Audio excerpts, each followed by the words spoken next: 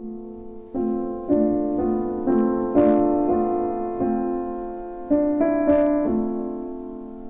sommes à Versailles, au seul boulevard de la Reine, et vous êtes dans le bureau de Carré Coach. Quel est ce métier? Alors, c'est le métier de coach. Bon, ça veut tout dire, hein. Alors, je vais préciser, je pense que ça va être une bonne chose. Je fais du coaching dans le domaine professionnel. Le domaine professionnel, je le pose au domaine privé, hein. Sachant que la personne est partout. Quand on parle de coaching personnel, pour moi, tout coaching est personnel. Mais là, je prends le prétexte dans le professionnel.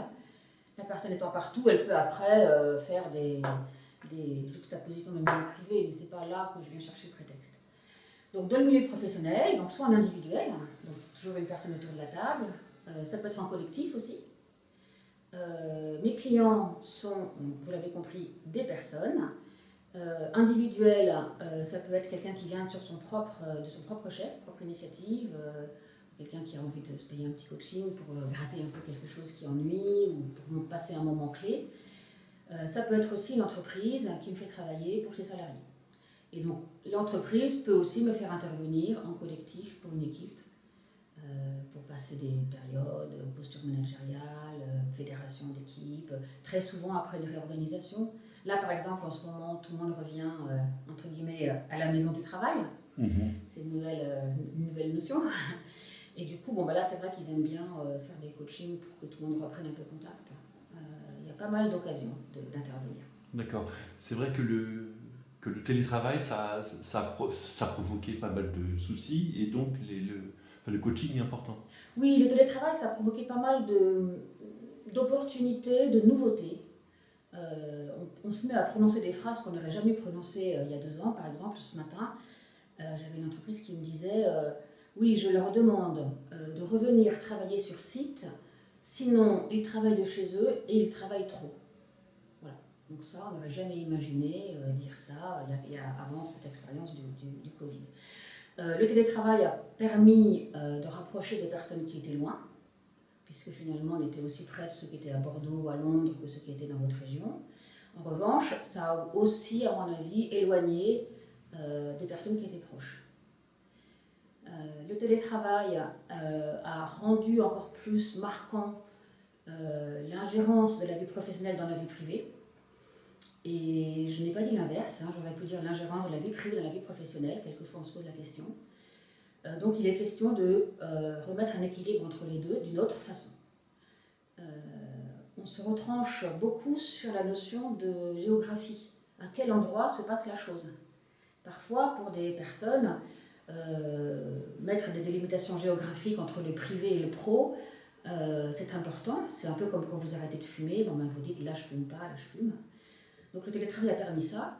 Le fait que tout se fasse aussi à distance pour le métier de coach, c'était une belle opportunité aussi, dans la mesure où moi en tout cas ça me permet de travailler avec des personnes qui sont loin, qui de ce fait, outre le fait que bien sûr elles gagnent du temps, mais ça c'est comme les personnes qui sont proches, mais les personnes loin, ça permet aussi d'avoir un coaching qui est très confidentiel.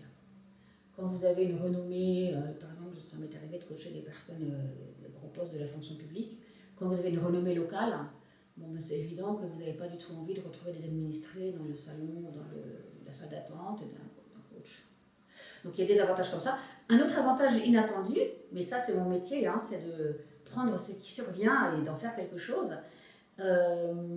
Par exemple, quand je parle en séance avec un client et puis qu'il évoque sur ma demande une expérience agréable de travail, satisfaisante.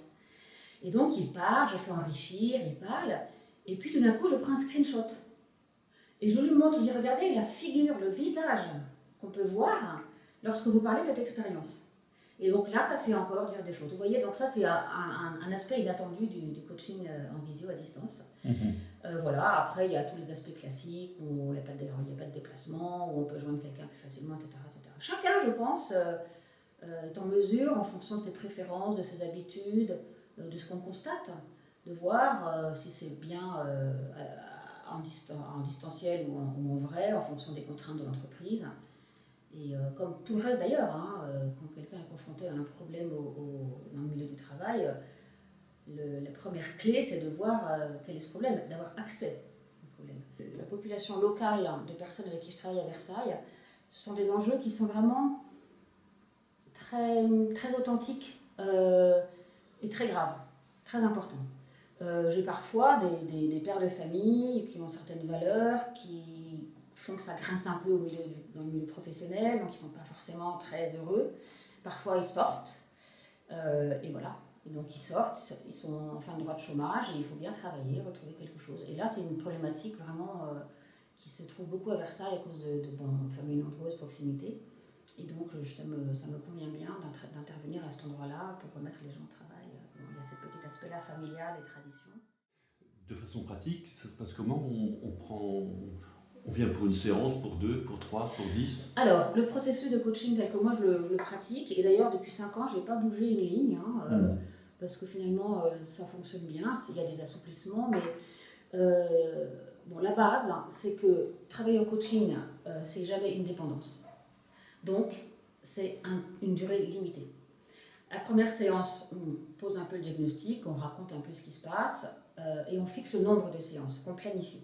De cette manière, si vous voulez, la personne part de la première séance, elle a lâché un peu son affaire, elle a clarifié déjà, en fixant l'objectif et les indicateurs de résultat, et en délimitant le nombre, c'est entre 6 et 8 séances, en gros, pour un coaching individuel. Mais c'est pas long, c'est 4 mois, une séance d'1h30 tous les 15 jours. Sinon, c'est de la dépendance, et là, moi je sais plus très bien faire.